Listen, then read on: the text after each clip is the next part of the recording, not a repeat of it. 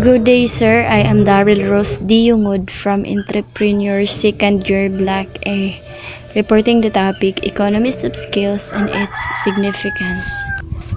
For the objectives, as this topic ends, students will be able to understand the following. Number 1, the economies of skills and its importance. Number 2, type of economies of skills. Number 3, example of economies of skill.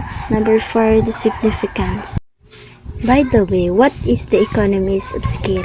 Economies of skill refers to the phenomena of decrease per unit cost as the number of units of productions increase. It's also the essential investment in capital is diffused through an increase in production, and the marginal cost of producing a good or service decreases when each additional unit of production is added.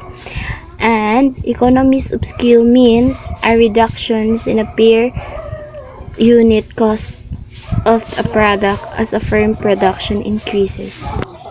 Economies of scale are very important because they mean that as a firms increase in size, they can become more efficient for certain industries with significant economies of scale.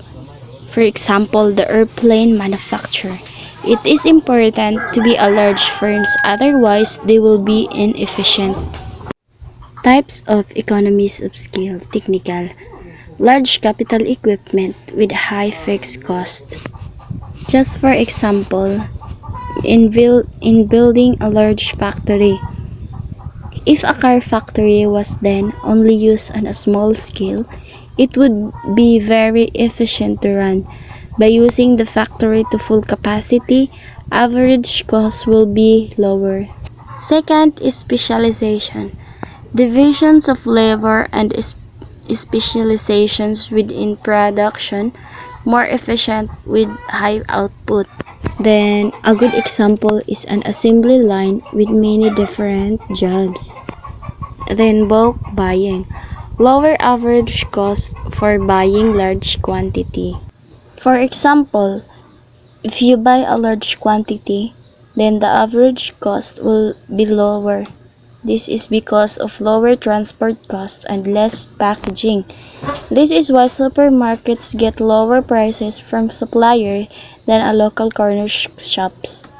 Then marketing.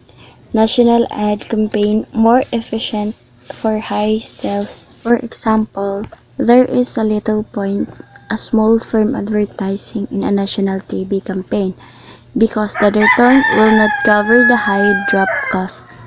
Then risk bearing.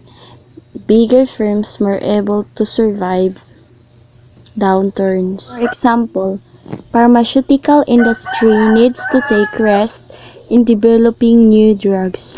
Number 6, container principle. Increase in surface area leads to double the increase in volume. Then financial.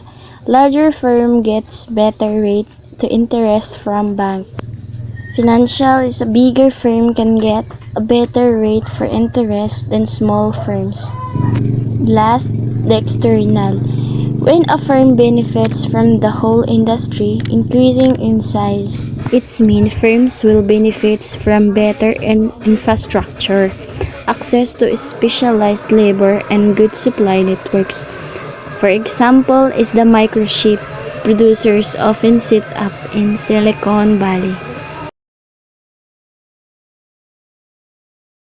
Lastly, economies of scale means that production becomes more efficient as the number of goods being produced increases.